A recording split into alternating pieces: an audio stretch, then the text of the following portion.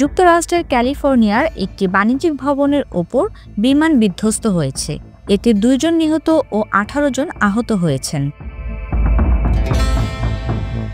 ছোট আকৃতির এই বিমানটি ফুলারটন মিউনিসিপ্যাল বিমানবন্দরের কাছে স্থানীয় সময় বৃহস্পতিবার বিকেলে বিধ্বস্ত হয়। ফুলারটন পুলিশ এক্সে বলেছে 2 জনের মৃত্যুর ব্যাপারে নিশ্চিত হওয়া গেছে। এছাড়া 10 জনকে হাসপাতালে নিয়ে যাওয়া হয়েছে, বাকি 8 জনকে ঘটনাস্থলে চিকিৎসা সেবা দেওয়া হয়েছে।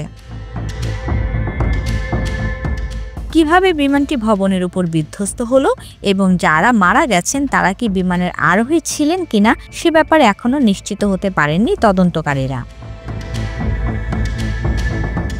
স্থানীয় টিভিতে প্রচারিত ভিডিওতে দেখা গেছে ভবনটির ছাদে বিশাল গর্তের সৃষ্টি হয়েছে এবং সেটির ভেতর থেকে ধোঁয়ার কুণ্ডলী বের হচ্ছে। এই ভবনে কর্মরত কর্মী জেরেমি ক্রুজ বলেছেন, আমরা সবাই বিকট শব্দ শুনতে পাই, এরপর আমরা দৌড়ে বেরিয়ে যাওয়া শুরু করি। যুক্তরাষ্ট্রের ফেডারেল এভিয়েশন অ্যাডমিনিস্ট্রেশন জানিয়েছেন বিধ্বস্ত বিমানটি ছিল 1 ইঞ্জিনের ভেন্স RB-10 ছোট মডেলের বিমানটিতে ক্রু সহ 4 জন বসতে পারেন। গত নভেম্বরে ফুলারটন বিমানবন্দরের আলাদা এক দুর্ঘটনায় 2 জন আহত হয়েছিলেন। CRP TV Bangla news desk.